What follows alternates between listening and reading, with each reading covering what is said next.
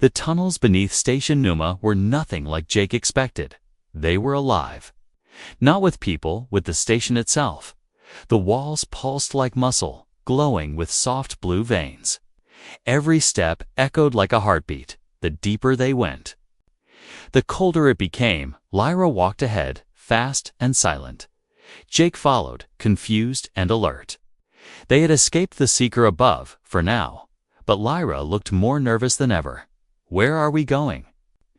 Jake asked, his voice low. "To someone who can hide us," Lyra replied, "if they're still alive." Jake didn't like the sound of that. He glanced at the glowing glove on his hand.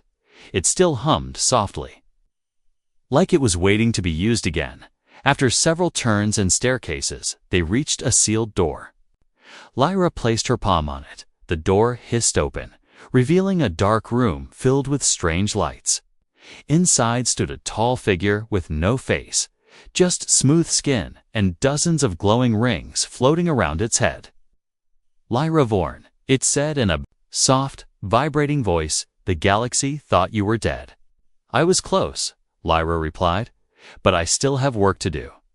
Jake stepped forward. The figure turned toward him. "And this is human?" Jake cleared his throat. "Name's Jake. Nice to meet you." The figure tilted its head. "No human has entered the core tunnels before. That makes you dangerous." Jake looked at Lyra. "Why does everyone keep saying that?" Didn't answer. Instead, she walked to the center of the room where a hologram hovered. It showed hundreds of ships, planets, and networks of war zones. Jake stared at the galaxy map. It looked like chaos. "What is this?" he asked. "The war no one talks about," Lyra said. "The royal houses are tearing everything apart." Jake frowned. "And you were part of one of those houses." Lyra hesitated, then nodded. "My family ruled one of the outer systems, but when I refused an alliance with the Seekers, they betrayed me." Jake's eyes widened. "So your own people want you dead?" "Yes," she said quietly, "and anyone who stands with me." The faceless figure spoke again. "You should not have come here. This station is neutral." "But neutrality ends when blood enters the tunnels." Lyra stepped closer to the being. "I didn't come to start a war. I came to stop one." Jake stepped beside her. "And we'll need help to do that." The figure didn't respond at first. Then it waved its hand. And the floor below opened into a long staircase. "Then you must go lower to the ones who fight in the dark." Jake blinked. "There's more down there." "Much more," the figure replied. "But be warned, not all rebels want peace." Lyra nodded. "Then we'll take the risk." They descended deeper into the station's core. Here, the tunnels were rougher, less polished, and lit by fire. Rather than tech, they passed alien children hiding behind crates, soldiers repairing broken weapons, and wounded fighters whispering in silence. This was the true underground, the galaxy's forgotten ones. A group of rebels stepped forward, weapons drawn. An alien woman with metal wings spoke first. "No royal blood allowed." Lyra stepped into the firelight. "Then shoot me now," she said, "or hear the truth." The room froze. One rebel lowered their weapon. "Speak," the winged woman said. Lyra lifted her communicator and showed the galaxy map. "The Seekers are not hunting me alone. They're expanding. Earth is next." Jake stepped forward, "And you all know what happens. When they reach your world," there was silence. Then murmurs. Another rebel, with burning eyes, asked, "What do you want from us?" Lyra looked around the room. Time, tools, and a ship. The winged leader stepped closer to Jake. "You're just human. Why are you here?" Jake met her eyes. "Because someone's got to help her finish what her family started." The rebels whispered among themselves. Then the leader spoke. "Fine," she said. "You get one chance. Fail, and we bury your story in the stone." Jake nodded. "Deal." But as they shook hands, deep underground, the Seeker's tracking signal pinged again. A tiny blinking drone had followed them through the portal and crawled into the tunnels unnoticed. The underground was no longer hidden, and the real war was about to begin. It started with a flicker. Just one light in the tunnel blinking too fast. Then came the vibration in the floor. Not like footsteps, but like breathing. Jake felt it first. A chill that ran through his spine like a warning. He turned to Lyra. "Something's coming," he said. Lyra's eyes widened. She pulled out her communicator and scanned the area. Her face went pale. "They found us again, from the far end of the tunnel." A red light grew stronger. Not fire, not glow. It was tracking heat. The Seeker had arrived, but this time he didn't come alone. Behind him flew dozens of hunter drones. Silent, fast, deadly. The underground rebels panicked. Some grabbed weapons, others ran to hide. Children screamed, fighters shouted. Chaos filled the air. Jake looked around. Everyone was scared, even Lyra. That's when he realized they needed someone to lead. Not a royal, not a soldier. Just someone who refused to run. Jake stepped up onto a broken platform and shouted, "Everyone, stop." The crowd froze. Even the rebels looked up at him, confused. Jake pointed toward the back of the tunnel. "We have tech. We have fighters. And we know this place better than they do." "But they have ships," someone shouted. "They'll burn this place down." Jake raised his voice. "Then let's make sure they burn in it too." He turned to Lyra. "You said this station was built with ancient tech." She nodded. "Parts of it, yes." Jake pointed at the walls. "Then let's wake it up." Lyra stared at him for a second, then smiled. "For a human, you think like a warrior." She opened a hidden panel on the wall and began activating old systems. The tunnels lit up with blue fire. Old shields came online. Defense turrets emerged from the ceiling. Meanwhile, Jake led the rebels. He helped them build barriers, wire traps, and block escape routes. He didn't know everything, but he knew enough to survive. As the Seeker entered the lower tunnels, the air turned red. His drones flew ahead, scanning for heat. One of them hit a trap Jake had set. It exploded into sparks. The Seeker paused. He hadn't expected resistance this strong. Jake stood at the center of the rebel barricade, the glowing glove on his hand now fully active. He raised it, and the weapon responded. A blast of force fired from his palm, pushing a drone into the wall. The rebels cheered. The fight had truly begun. Laser blasts filled the air. Explosions rocked the tunnels. The station shook under the pressure and through it all. Jake moved like he belonged there. He wasn't just a human anymore. He was part of something bigger. Lyra fought beside him, using alien tech to take down drones with speed and skill. But she kept looking at Jake differently now, like he was more than a roommate. More than an ally. The battle raged for what felt like hours. One by one, the rebels began to believe. Not in Lyra's bloodline, but in Jake's heart. Then came the final moment. The Seeker entered the central chamber. His voice echoed like thunder. "Surrender the royal and the human." Jake stepped forward. His clothes were burned, his arm bleeding, but his eyes clear. He raised the glove again. "Come get us," he said. The Seeker charged. Red light blasting from his chest, but this time, Jake didn't dodge. He aimed, focused, and fired. The two forces met midair. The entire chamber exploded with white light. When the dust cleared, the Seeker was gone, shattered into fragments. Silence returned, then cheers. The rebels surrounded Jake. Some bowed, others clapped. Even the winged leader nodded in respect. Lyra walked to him slowly. "You weren't meant to be part of this galaxy," she said. "But maybe this galaxy needed you anyway." Jake smiled weakly. "I'm just the guy who wanted a cheaper apartment." They both laughed, but behind them, the station's walls flickered again. A deeper signal was waking up, older than the Seekers, older than war. Jake felt it in the glove, a hum rising, and a strange mark now glowing on his arm. Lyra saw it too, and her smile faded. "You're not just helping me," she said. "You were part of this long before I met you."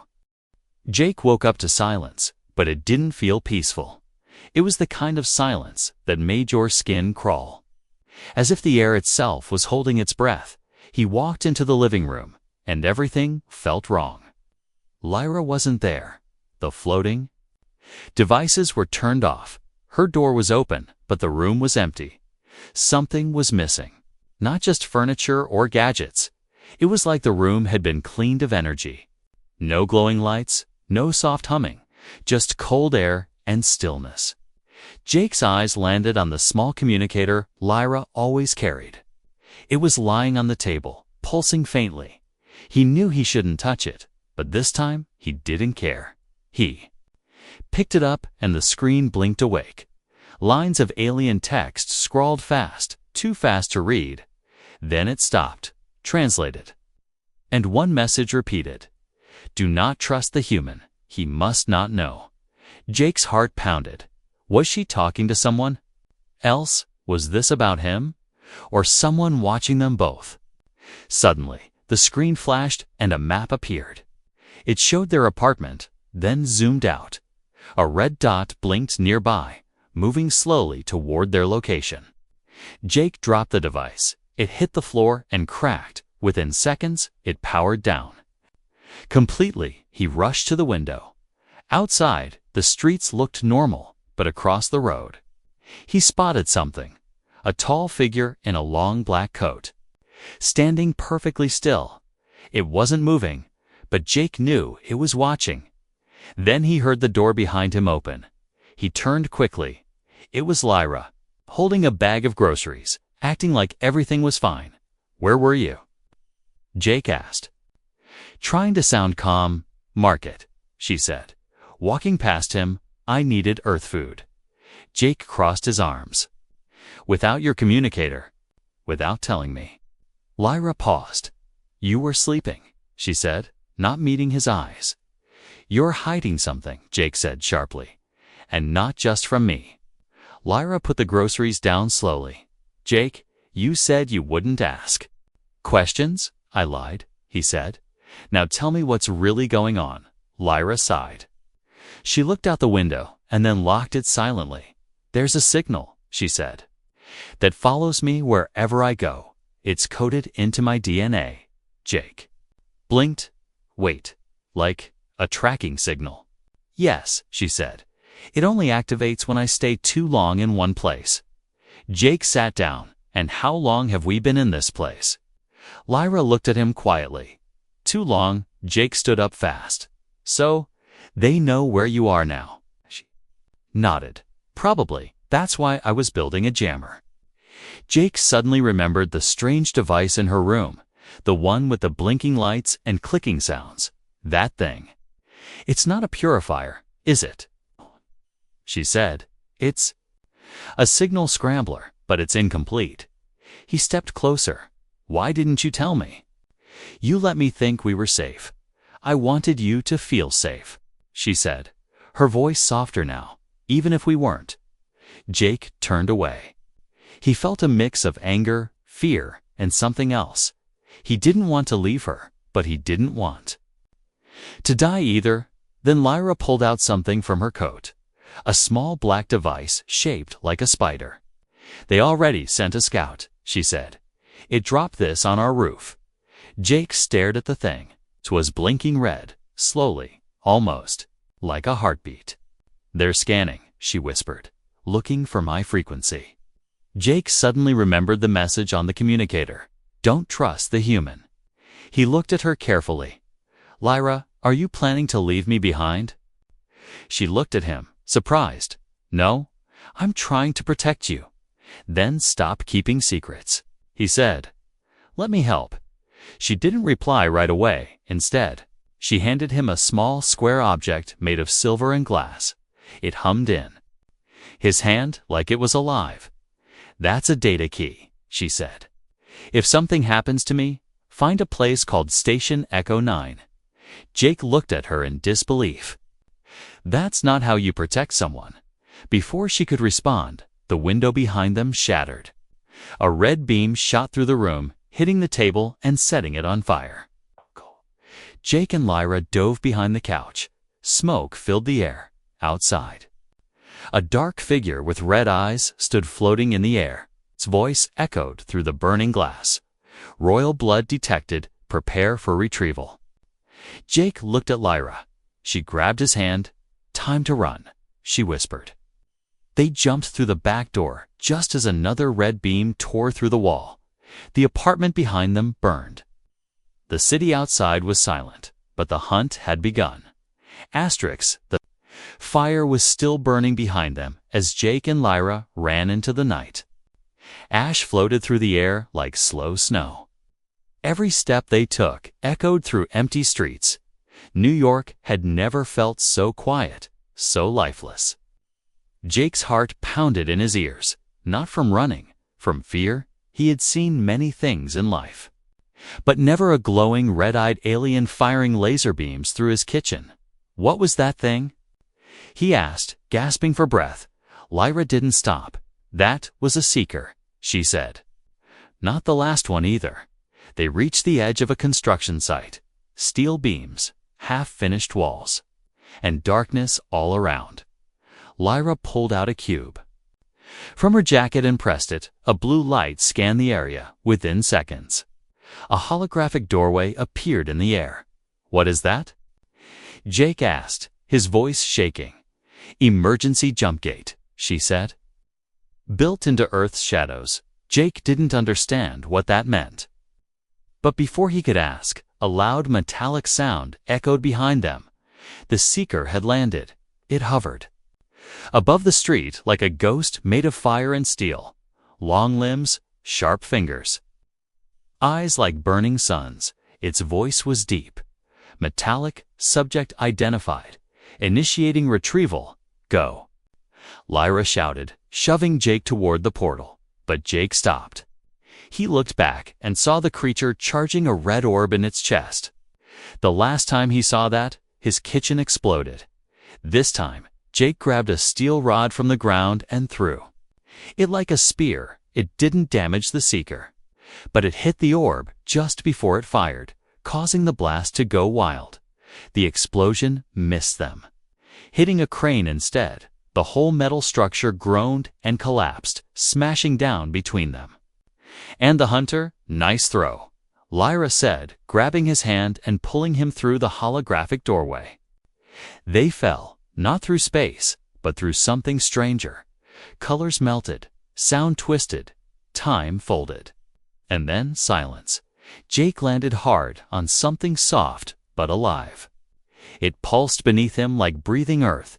He sat up slowly and looked. Around, they weren't in New York anymore. Above him, alien stars blinked in pink and green skies. Floating islands drifted through clouds shaped like spirals, and around them, a city, or maybe a station, built into a cliff of crystal and loam. "Stone, where are we?" Jake whispered. "Station Numa," Lyra said, brushing dust off her clothes. "It's neutral territory." Jake looked around with wide eyes. Aliens of all shapes walked by without staring. Some floated, some had wings. Others shimmered like water. No humans. He asked. Lyra shook her head.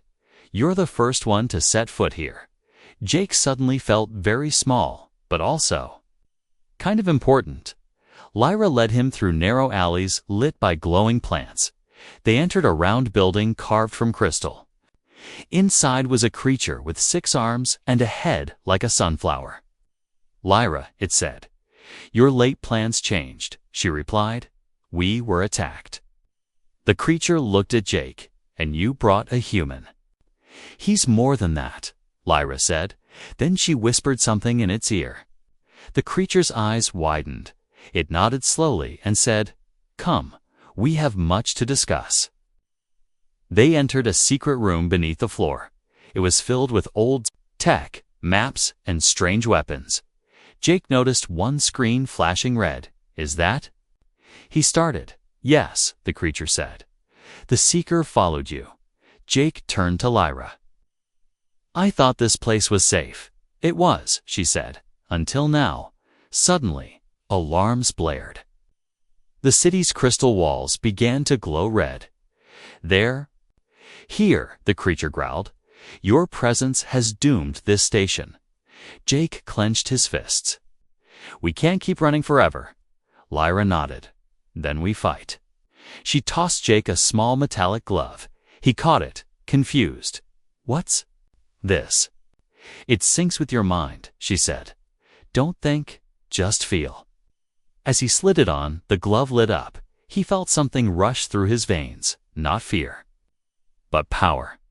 Above them, the station shook. The hunter had arrived, and this time, he wasn't alone. Jake looked at Lyra. She nodded once, and together, they ran toward the danger. Jake was just an ordinary human boy, living in a small apartment in New York City. Life was getting harder every day. Rent was high, his job paid little, and his fridge was usually empty. He had no friends in the city, no one to talk to, and barely any sleep one cold night while scrolling through the internet. He found something strange. It was a roommate ad, but not just any ad. This one was posted on a weird website he had never seen before. The design looked alien, glowing blue and green, and the letters shimmered. But somehow, it was in English. The ad said, "Seeking Earthling roommate, must not fear aliens. No questions asked, good pay." Jake stared at the screen. He laughed. At first, thinking it was a prank, but then he remembered his empty wallet and growing debt. He clicked apply, just for fun, and typed a short message. Hi, I'm Jake. I'm broke and not afraid of aliens. I can clean too. He hit send. Nothing happened. The page froze, then turned black. Suddenly, a bright blue light filled his room. The air began to hum, and his computer shut off. A strange circle of light appeared on his floor, spinning slowly. Jake jumped back, his heart racing. Then, from the light, a figure stepped out. A girl, maybe his age, with glowing purple eyes and smooth blue skin. She had silver hair and wore a jacket that looked like liquid metal. She looked around the room and frowned. You're not what I ordered, she said. Jake blinked. You're real. He whispered. The girl tilted her head. I'm Lyra. I posted the ad, she said. I expected someone taller. Jake stood still, unsure what to say. He thought he was dreaming. Wait, are you, like, from space? He asked. Lyra raised an eyebrow. Obviously, she said. Did the glowing portal not make it clear? Jake sat down slowly. So, you want a roommate? He asked, trying to stay calm. Yes, Lyra said, walking around the room. I'm staying on Earth for a while. I need a quiet place. No spying, no drama. Jake looked confused. Why Earth? Why me? Lyra looked out the window. I can't say. Not yet, but I can pay. She reached into a small pouch and threw a few glowing crystals on the table. They sparkled with colors Jake had never seen before. He picked one up. It was warm, and felt like it was humming in his hand. What are these? He asked. Currency, Lyra replied. More than enough to pay rent. Jake nodded slowly. Okay? I guess you can stay. Lyra smiled for the first time. I'll keep to myself. No questions, remember? Jake shrugged. Fine, but don't eat my cereal. Later that night, Jake lay in bed, staring at the ceiling. There was now an alien girl sleeping in the next room. He kept thinking about the portal, the crystals, and her glowing eyes. He didn't feel scared, just curious. In the morning, things got weirder. Lyra had set up a small black device on the kitchen counter. It was floating, spinning slowly, and making soft clicking sounds. What's that? Jake asked. Air purifier, Lyra said, not looking up. He didn't ask more. He remembered the rule. But every time he walked by her room, he saw strange blue lights glowing under the door. One night, Jake was thirsty and went to the kitchen. Lyra wasn't there, but her communicator was glowing on the table. He wasn't supposed to touch it, but it buzzed and showed a message. Target located. Earth sector. Jake froze. Target. Was someone after her? Before he could think, he heard a sound outside. He walked slowly to the window and peeked through the curtain. There was something in the alley, tall, thin, and glowing red. It stood still for a moment, then vanished. Jake stepped back, his heart pounding. Who was Lyra really? Why was she hiding? And what had he gotten himself into? He looked at her closed door. Something told him his quiet life was over. Way over. But one thing was certain. This was going to be the most interesting roommate he ever had. Jake didn't sleep much after that night. His mind was spinning with questions. Who was Lyra? Why did her communicator say, target located? And what was that red glowing figure in the alley?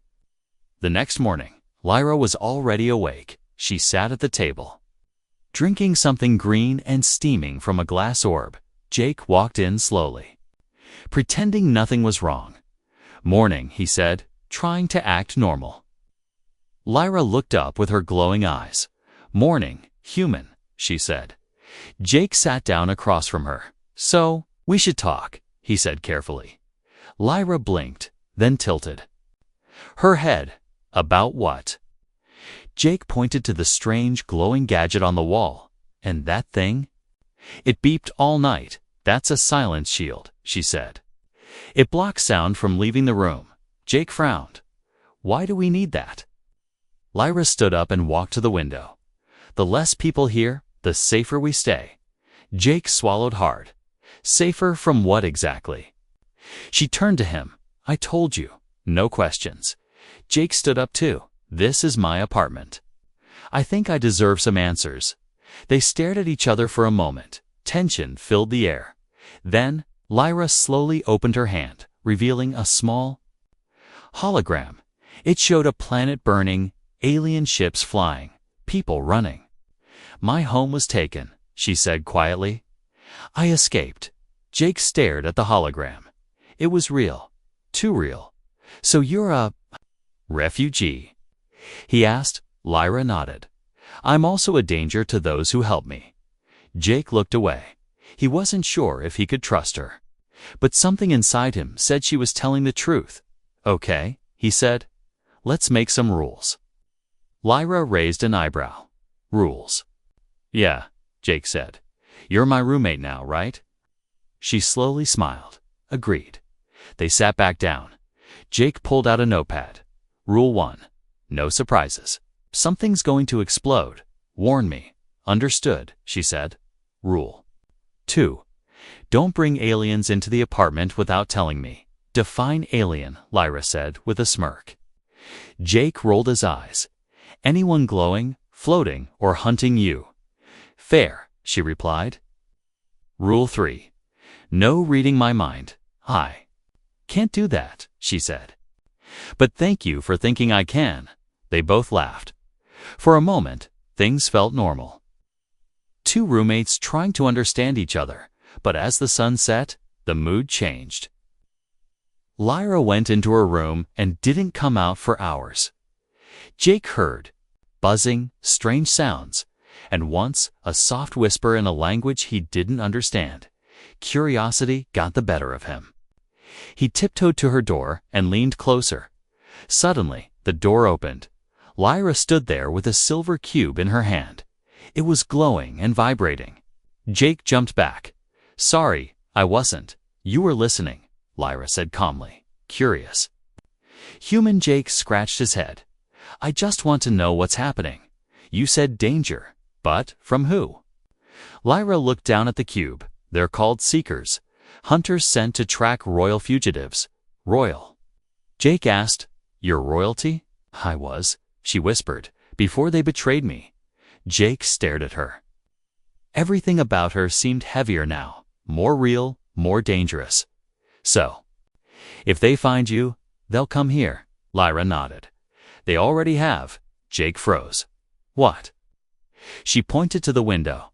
I sensed a seeker last night. Red eyes, tall, fast. Jake's heart skipped.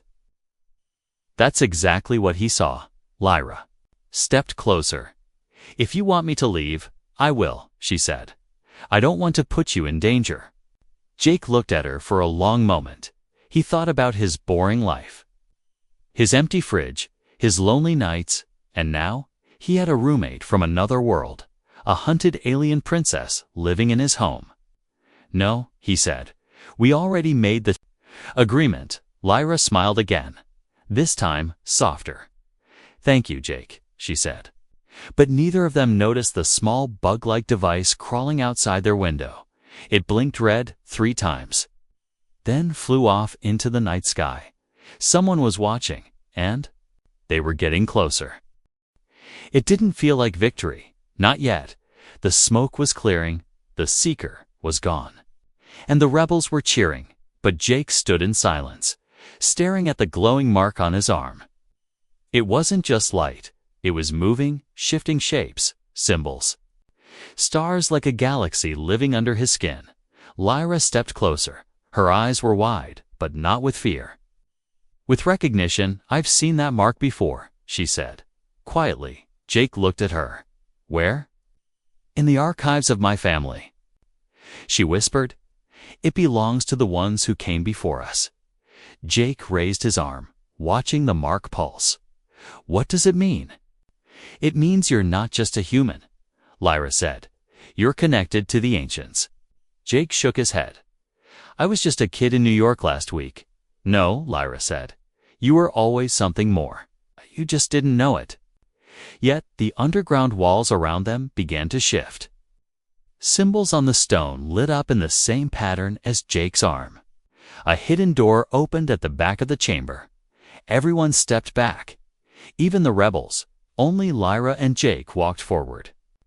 Inside the chamber was silence, deep, unnatural silence. Floating in the center of the room was a sphere of pure light, and around it, carvings in ancient languages. Jake stepped closer. The sphere responded to him, floating gently toward his hand. Lyra reached out to stop him. Wait, if you touch it, but it was too late. Jake's fingers brushed the light. In an instant, he was gone. Not dead, not teleported, just somewhere else. He floated in a space that wasn't space. Memories passed him like comets, not his own, but from hundreds of lives.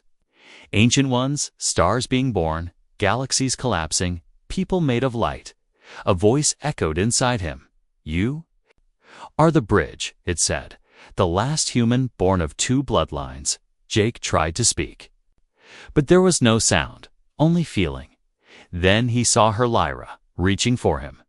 Her face afraid, he reached back. With a sudden flash, he was back in the chamber, but not the same. His eyes glowed faintly now. The mark on his arm had spread. Slightly across his chest, he gasped for air. Lyra held him up. What did you see? She asked. Jake looked around. I saw everything, he said. The war, the truth, the real reason they want you. Lyra stepped back. What reason? They're not hunting you because you're royal, Jake said. They're hunting you because you were meant to find me. The rebels in the room were silent. Then one of them said, so what now?